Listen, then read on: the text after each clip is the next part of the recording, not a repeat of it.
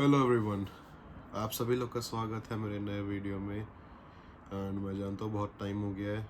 मैं हमेशा वादा करता हूँ कि मैं रेगुलरली पोस्ट करूँगा, लेकिन हमेशा कुछ ना कुछ काम आ जाता है, उलझ जाता हूँ उसमें, तो मैं बहुत माफ़ी चाहता हूँ।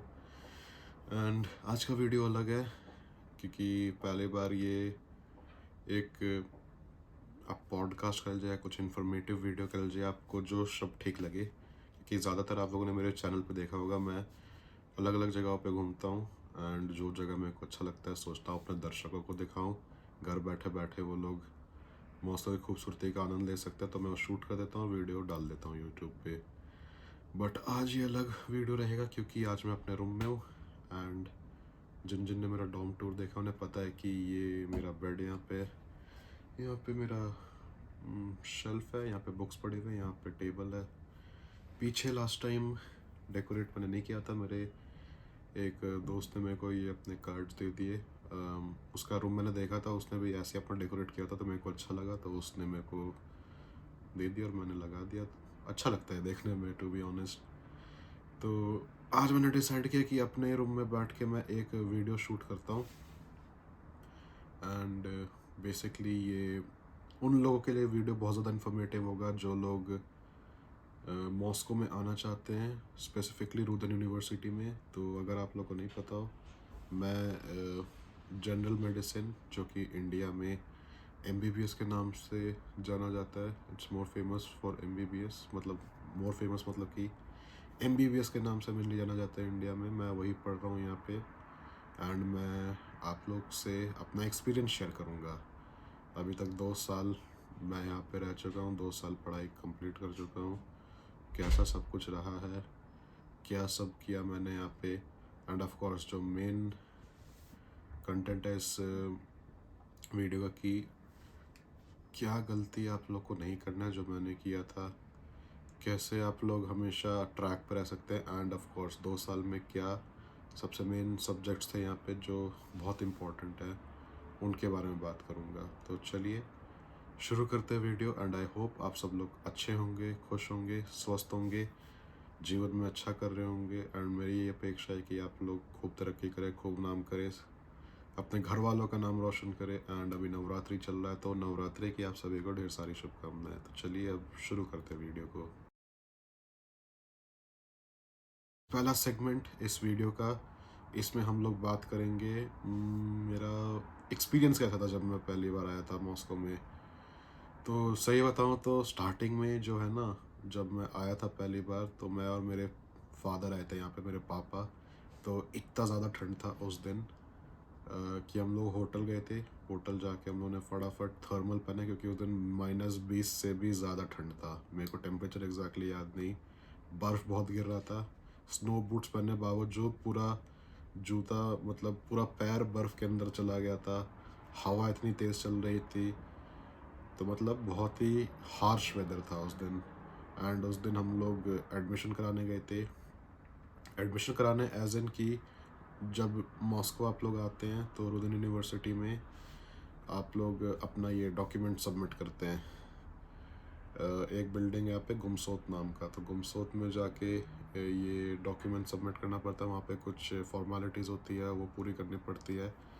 फिर जाना पड़ता है मेन बिल्डिंग में। मेन बिल्डिंग में एमफेसे नाम का एक जगह, जिसका फुल फॉर्म होता है मल्टी फंक्शनल सेंटर, जहाँ पे आपको जो भी दिक्कत हो, जो भी प्रॉब्लम हो, या कुछ भी चीज़ का काम हो related to anything, to be honest, fees, dormitories etcetera, वहीं पे होता है। तो वहाँ पे जाके हम लोग को अपना जो यहाँ पे पढ़ाई चालू करते हैं, स्टूडेंट कॉन्ट्रैक्ट होता है, वो साइन करना पड़ता है। उसके बाद यहाँ पे हम लोग को मेडिकल इंश्योरेंस का फॉर्मेलिटीज़ पूरा करना पड़ता है, जिसका हम लोग का मेडिकल टेस्टिंग होता है। तो वही सब करने गए थे। तो उस दिन मानिएगा नहीं, मैं और मेरे फादर, मेरे ख्याल से पापा और मैं, तो मतलब आराम से 10 से 12-13 किलोमीटर चल लिए थे। इतना ज़्यादा चलना पड़ा था हम लोगों को, क्योंकि उस दिन हम लोग ट्यूटर से मिलने गए, अलग अलग ऑफिसेज गए। उसके बाद हम लोग खाना पीना भी खाने गए थे, तो काफ़ी ज़्यादा थकावट भी हो गया था। एंड प्लस उस समय जो है ना, मेरा इनविटेशन भी लेट आया था, जिसकी वजह से मेरा वीज़ा लेट बना और मैं लेट बैच में मेरे को डाला गया था। तो मैं यहाँ पे नवंबर में आया था, नवंबर एंड में। और उसके बाद मैं उस समय ऑलरेडी 2-2.5 हफ्ते पढ़ाई निकल गया था। मैं सिर्फ 2-3 दिन गया तो इतना ज़्यादा बीमार हो गया कि मतलब मैं 2 हफ्ते और मैंने मिस कर दिया। तो उस वक्त हम लोग का कोलोकियम चल रहा था। आई मीन कोलोकियम एक तरह से आप लोग मिनी एग्ज़ाम टाइप मान लीजिए, ठीक है। तो बायोलॉजी का मतलब एक कोलोकियम हो गया था, अनाटमी का 2 हो गया था, और प्लस पढ़ाई का ही बच गया। तो मेरा मतलब 1 महीने का या 1 महीना 5 दिन का ऐसे ही पढ़ाई निकल गया था। एंड सेमेस्टर थोड़ा छोटा हो गया था क्योंकि मैं लेट बैच में था, तो काफ़ी मुश्किल हो गया था। प्लस मेरा किस्मत इतना ख़राब था, मैं फर्स्ट सेमेस्टर में तकरीबन 2 से 3 बार बीमार हुआ। और पता नहीं क्या, कभी मैं फिसल के मेरा कमर पे चोट लग जाता था, कभी पैर मुड़ जाता था। मतलब उस समय फर्स्ट सेमेस्टर मेरा काफ़ी ख़राब किस्मत चलता। मतलब हाँ, मैं अपना एक्सपीरियंस बता रहा हूँ, बुरा एक्सपीरियंस था, लेकिन it's not because of university. उस समय मेरा पता नहीं किस्मत ही ख़राब चल रहा था। तो उस चक्कर में ये सब हुआ था। बट हाँ, मतलब मेहनत की, पढ़ाई किया, मतलब ब्रेक भी मिलता था यूनिवर्सिटी में पढ़ाई के बीच में, तो घर नहीं आता था। मैं वहीं पे लाइब्रेरी में बैठ के नोट्स लेके पढ़ाई करता था, कवर करता था। एंड भगवान की दुआ से, माता पिता के आशीर्वाद से क्लियर कर दिया फर्स्ट सेमेस्टर। एंड अभी भी आप लोग के सामने ही हूँ मैं अपने डोर में बैठ के। तो हाँ, अच्छा हुआ सब कुछ, इट ऑल एंडेड वेल। तो चलिए अब अगले सेगमेंट की तरफ बढ़ते हैं।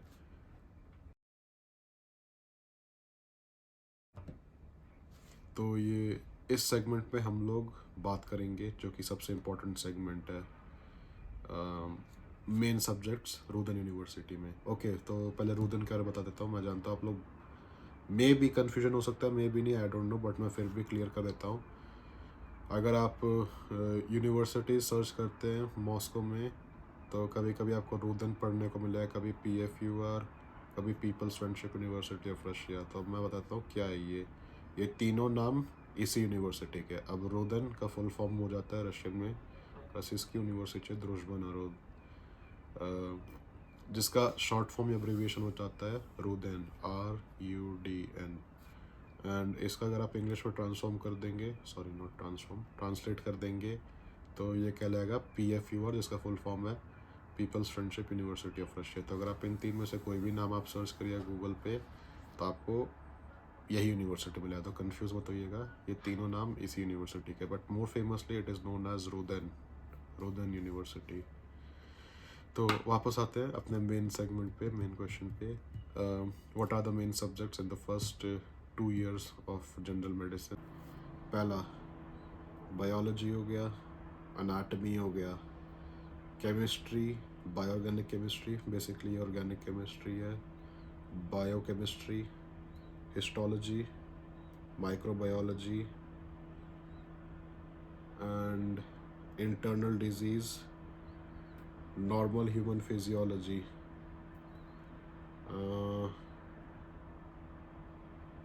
आई थिंक यही मेन सब्जेक्ट्स थे। हाँ, यही अपने मेन सब्जेक्ट्स थे पहले 2 साल में। तो इन सब सब्जेक्ट से कोलोकियम होते थे। एंड में जब ये सेमेस्टर का जब फाइनल एग्ज़ाम होता था, तो जो भी हम लोगों ने पढ़ाई किया है उन सब का टोटल में एक ग्रैंड एग्ज़ाम होता था। तो मेनली यही इंपॉर्टेंट सब्जेक्ट्स थे। और भी सब्जेक्ट्स थे लाइक, मतलब छोटे छोटे सब्जेक्ट्स थे लाइक लॉ मेडिसिन हो गया, बायोस्टैटिस्टिक्स हो गया, लैटिन लैंग्वेज पढ़ना पड़ता है क्योंकि लैटिन इज़ इम्पोर्टेंट। उसके बाद बायोस्टैटिस्टिक्स, हाँ मैंने वो बोल दिया, हाइजीन हो गया। मतलब ये सब सब्जेक्ट जो है ना, हैं छोटे मोटे सब्जेक्ट हैं, बट ऐसा नहीं कि आप लोग को अपना पूरा समय इसमें व्यतीत करना है, पूरा समय इसमें इन्वेस्ट करना है। मतलब इसको अगर आप आराम से ही हल्का फुल्का ही पढ़ोगे, इसके असाइनमेंट्स कर लोगे आप, तो आराम से आपका B+ या A तो आ ही जाएगा। लेकिन जो मेन फोकस करने वाले सब्जेक्ट्स हैं, जिस पे मेन ध्यान देना है, वो यही सब्जेक्ट्स हैं जो मैं था, जिसको अच्छे से पढ़ना पड़ता है, अच्छे से समय लेना पड़ता है। तो जब आप लोग आएंगे तो इन सब्जेक्ट्स को मतलब सबसे अच्छे से आप लोग को टाइम देना है। ये नहीं कि आप लोग इस पे स्लैक ऑफ कर रहे हैं। ये सब्जेक्ट्स को क्लियर करना बहुत ज़्यादा इम्पोर्टेंट है, तो ये ध्यान में रखिएगा। तो आते हैं अब इस वीडियो के अगले कंपोनेंट में, मेरे फेवरेट सब्जेक्ट्स। फर्स्ट ईयर से शुरू करते हैं।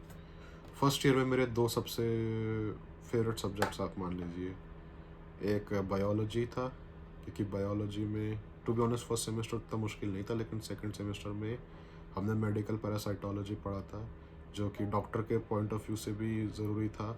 जेनेटिक्स भी पढ़ा था, ह्यूमन जेनेटिक्स, क्योंकि इससे हमें समझ आता है क्या क्या जेनेटिकल डिसऑर्डर्स हो सकते हैं एक इंसान के शरीर में। एंड पैरासाइटोलॉजी ऑफ कोर्स, किस पैरासाइट से क्या बीमारी होता है, लाइफ साइकिल, प्रोफ्लेक्सिस, एंड कैसे ट्रीटमेंट हो सकता है, कैसे आप अपना बचाव कर सकते हैं, वही सब उसमें होता है। बस एक ही दिक्कत था, इसके जो नाम थे ना पैरासाइट्स के, लैटिन में बड़े खतरनाक नाम थे, जिसको मेरे को रटने में बहुत टाइम लगता था। एग्जाम्पल देता हूँ, डिफाइलाबोथ्रियम लैटम, आपका Trypanosoma cruzi, brucei, Taenia saginata, और क्या था, मतलब एसिड जो थे ना बहुत सारे थे, ठीक है, विच वॉज बहुत ज़्यादा खतरनाक था, मतलब मैं क्या ही बोलूँ, नाम खतरनाक थे। ऐसे अगर आप पैरासाइटोलॉजी पढ़ोगे तो इतना ज़्यादा टफ नहीं लगता है, लाइफ साइकिल ये सब ठीक है, आराम से हो जाता है, बस नाम मेरे को काफ़ी मुश्किल लगा। अनाटमी, ऑफ कोर्स अनाटमी बहुत ज़रूरी है। अगर आप एक इंजीनियर है तो आपको पता है, फॉर एग्जांपल एक ऑटोमोबाइल इंजीनियर, आप गाड़ी का पढ़ाई करते हैं कि इस गाड़ी के अंदर कितना पावर है, कितना टॉर्क है, कौन सा इंजन है, कार का जो स्टील बॉडी है वो कैसा है, क्या टेक्नोलॉजी है, कैसा इंफोटेनमेंट सिस्टम है, क्या क्या फीचर्स है। सेम इंसान के अंदर होता है, इंसान के अंदर क्या फीचर्स है, कैसा स्ट्रक्चर है जो कि हड्डियों से बनता है, muscle system, circulatory system, nervous system, etcetera, मतलब इन सब का क्या रोल है, कैसे ये पूरे शरीर को बनाता है। तो अनाटमी बेसिकली यही है, गाड़ी और इंसान का मैंने एक एग्जांपल दिया है कि इंजीनियर लोग गाड़ी का स्ट्रक्चर समझते हैं, गाड़ी को समझने के लिए इंसान, डॉक्टर्स जो होते हैं वो अनाटमी पढ़ते हैं ताकि इंसान का स्ट्रक्चर समझ आए। तो ये दो काफ़ी अच्छे सब्जेक्ट्स थे and it was interesting. Second year में इंटरनल डिजीज़ काफ़ी मेरे को पसंद आया सब्जेक्ट, क्योंकि इसमें जो है पहली बार स्टेथोस्कोप का इस्तेमाल होता है। मैं हमेशा सोचता था स्टेथोस्कोप का इस्तेमाल कब होगा, तो इसमें स्टेथोस्कोप का इस्तेमाल होता है। डमी मॉडल्स पे हम लोग टोपोग्राफिकल ऑस्कल्टेशन करना सीखते हैं, प्लस अलग अलग हम लोग वो आवाज़ें सुनते थे, जैसे फॉर एग्जांपल रेस्पिरेटरी डिसऑर्डर्स हमने पढ़ा, तो उसमें जब पैथोलॉजिकल कंडीशन होता है कैसा आवाज़ आता है वो हम लोग सुनते थे डमी में। उसके बाद जो भी हम लोगों ने प्रैक्टिकल स्किल सीखा है वो सब हम लोग उसमें इम्प्लीमेंट करते। तो हाँ, मतलब उस समय लगता था पहली बार कि हम लोग जो डॉक्टरी पढ़ रहे हैं तो क्या प्रैक्टिकल स्किल्स हमें आना चाहिए, उसमें हम लोग थोड़ा सीखना चालू कर देते हैं। एंड दूसरा सब्जेक्ट बायोकेमिस्ट्री भी मेरे को अच्छा लगा था। इट्स इंटरेस्टिंग, मुश्किल सब्जेक्ट है क्योंकि स्ट्रक्चर्स, नाम, ये सब काफ़ी याद करना पड़ता है, बट हमें समझ आता है कि हमारे इंसान के शरीर के अंदर क्या क्या बायोलॉजिकल रिएक्शंस चलते हैं, मेटाबॉलिज्म कैसे काम करता है, वगैरह वगैरह, किस केमिकल सब्सटेंस का क्या रोल होता है। तो ये भी एक अच्छा इंटरेस्टिंग सब्जेक्ट था। मेरे कौन से लीस्ट फेवरेट सब्जेक्ट्स थे? फर्स्ट ईयर में डेफिनेटली हिस्टोलॉजी। हिस्टोलॉजी ही मेरा आई थिंक एकलौता लीस्ट फेवरेट सब्जेक्ट था, क्योंकि यार पता नहीं यार, मतलब ऐसा ऐसा कुछ इसमें दिक्कत नहीं था, आराम से क्लियर कर लेता था मैं उसके कोलोकियम, उसके एग्ज़ाम भी मैंने आराम से क्लियर कर लिया था। बट यार उसमें जब माइक्रोस्कोप अगर आप यूज़ करो तो इतना कंफ्यूजिंग लगता था, सब कुछ पिंक पर्पल टाइप का, रिकग्नाइज करने में बहुत मुश्किल होता था। प्लस मेरे को, मतलब हो सकता है आप लोग को पसंद आया हो, बट मेरे को तो इन जनरल बहुत बोरिंग लगा था। मतलब मेरे को सब्जेक्ट इतना जमा नहीं। And I am pretty sure मेरे वीडियोस काफ़ी सारे डॉक्टर्स देख रहे होंगे जो ऑलरेडी डॉक्टर्स बन चुके होंगे, या जो भी मेडिकल स्टूडेंट अभी होगा तो उन्हें पता होगा कि हिस्टोलॉजी का क्या केस है। I mean I am pretty sure आप में से बहुत लोगों को पसंद नहीं आएगा। अगर तुम्हें पसंद आया देन यू आर 100% साइको। कसम से कह रहा हूँ, मैं मजाक कर रहा हूँ, सबके अपने अपने प्रेफरेंसेस हैं। सेकेंड ईयर में एक सब्जेक्ट है हालांकि it's not that important, it's not the core subject जो मैंने आपको बताया था वीडियो के पिछले सेगमेंट में। इसका नाम था history of medicine. History of medicine में बेसिकली यार आप ये मान लो हिस्ट्री है ये, मेडिसिन का क्या हिस्ट्री था, कैसा था, सारे डेट्स वेट्स याद करो। हर क्लास में आना, अगर क्लास में नहीं आया तो पॉइंट्स कट जाते थे। उसके बाद इसका टेस्ट हर क्लास में होता था, डेट्स रटने पड़ते हैं। मतलब यार मेरे को नहीं पसंद है, बहुत बेकार सब्जेक्ट था।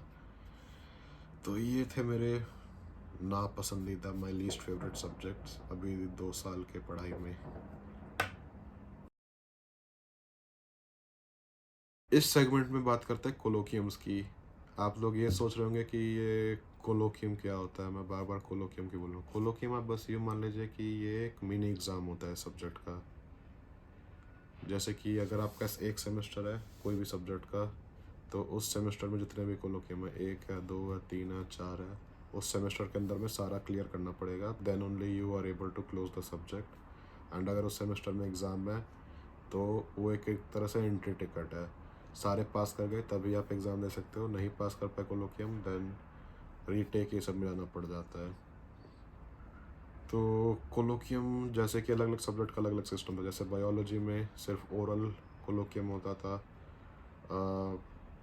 अनाटमी में आपका 2 पार्ट में होता था। एक होता था प्रैक्टिकल स्किल्स जिसमें पर्चियाँ होती थी, डॉक्टर ऐसे पर्चियाँ टेबल में फैला देते थे, उसमें से कोई भी पर्ची उठा लीजिए।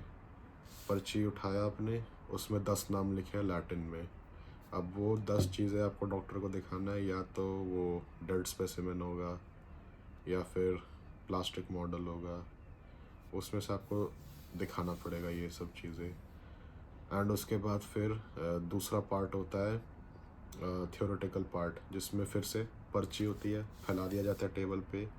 अब उसमें 3 से 4 सवाल होते हैं, तो वो 3 से 4 सवाल आपने को मिल जाएगा अपने अपने लोगों को पेपर पे, और उसका जो भी सवाल है जवाब दो यार आप बैठ के।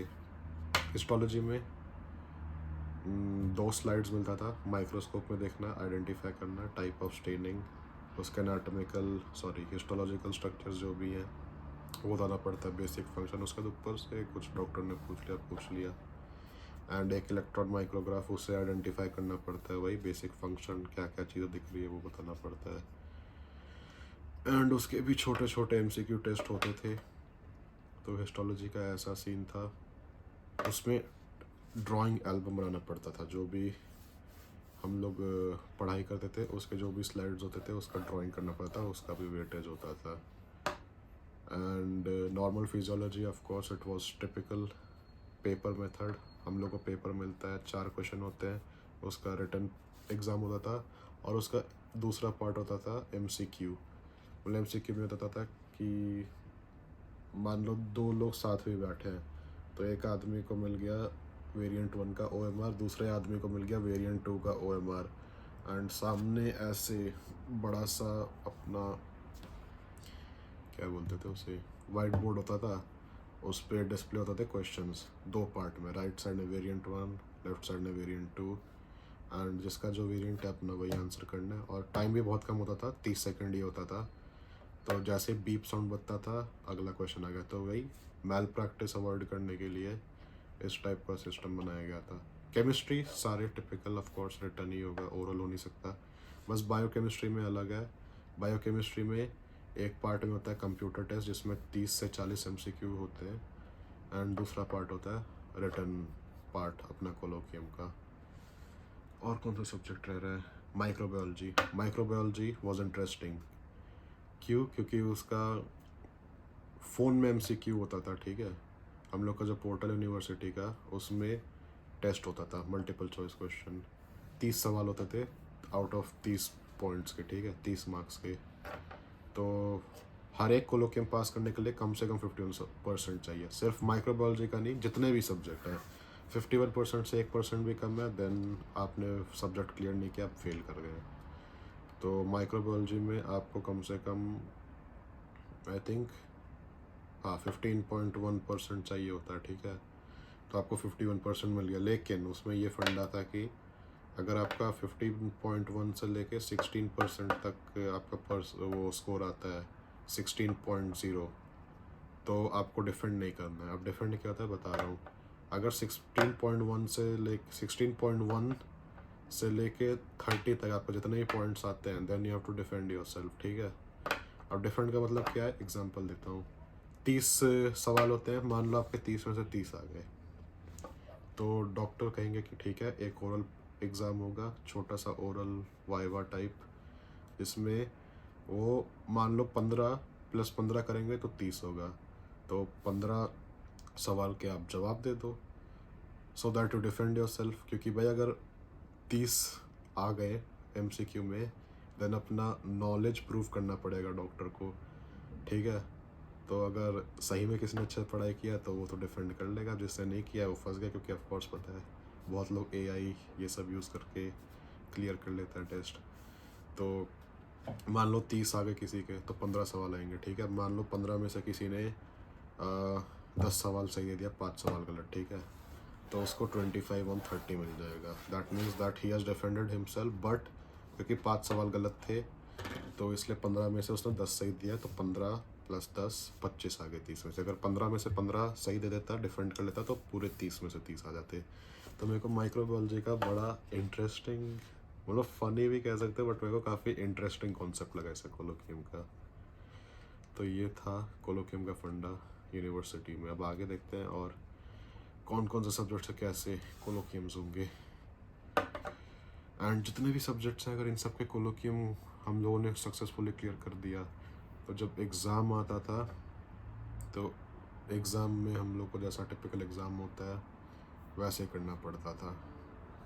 जिन जिन का मैंने बताया ना कोलोकियम का फॉर्मेट, सेम फॉर्मेट इन सारे सब्जेक्ट्स का होता है एक्सेप्ट फॉर माइक्रोबायोलॉजी, उसमें आपका MCQ पेपर पे होता है एंड ओरल पार्ट होता है, ठीक है।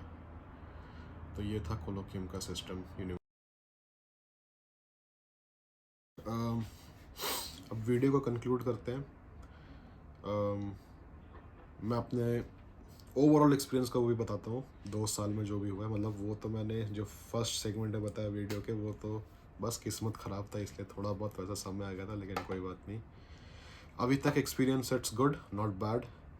ऑफ कोर्स स्टार्टिंग में आप लोग आओगे तो बहुत ही अलग फील होता है, क्योंकि पहली बार घर को छोड़ के आ रहे हो आप लोग, एंड यहाँ पे नए लोग हैं, नया इन्वायरमेंट है। सबसे बड़ा चैलेंज होता है वेदर का स्टार्टिंग में, क्योंकि इंडिया में गर्मी होता है, यहाँ पे काफ़ी तगड़ी ठंड होती है, तो एडजस्ट करने में दिक्कत होता है, बट धीरे धीरे सब कुछ नॉर्मल हो जाता है। एंड ऑफ कोर्स यहाँ पे अलग अलग टाइप के लोग मिलेंगे, अलग अलग टाइप के लोगों से दोस्ती होगी, कल्चर जानोगे आप लोग, तो एक अच्छा माहौल बन जाता है। एंड टीचर्स की बात करूँ तो हाँ, स्टार्टिंग में बहुत सारे लोग डराएंगे टीचर्स के बारे में कि ये टीचर ऐसा है वैसा है, बेकार टीचर है, फेल कर देगा, रेसिज्म करता है इंडियन से खिलाफ या एशियन से खिलाफ, बट ऐसा नहीं होता है। मेरे को भी काफ़ी लोगों ने डराया था, मैं डर भी गया था इनफैक्ट, बट ऐसा कुछ भी नहीं होता है। इन लोगों का पता क्या होता है, पहला सारे क्लास अटेंड करो, दूसरा एक्टिव रहो, ठीक है। ये नहीं कि क्लास जाके बस ऐसे सो रहे हो या बस फ़ोन चला रहे हो, तो ऑफ कोर्स टीचर पसंद नहीं करेगा। डिसिप्लिन रहो, जो भी असाइनमेंट देते हैं वो अच्छे से कंप्लीट कर लो, ठीक है। उसके बाद ऑफ कोर्स टीचर के साथ जो ना थोड़ा सा बना के भी रखो, जैसे जब भी गए तो good morning sir, good afternoon sir, how are you doing, निकलने से पहले thank you so much sir, it was a great class. मतलब ये सब थोड़ा करना पड़ जाता है, ताकि टीचर के दिमाग में रहे कि हाँ, ये बच्चा हमेशा मेरे क्लास में आता है, एक्टिव भी रहता है। ये चीज़ सीख लो भाई कि यूनिवर्सिटी में अगर तुम टीचर के गुड बुक्स में हो, ठीक है।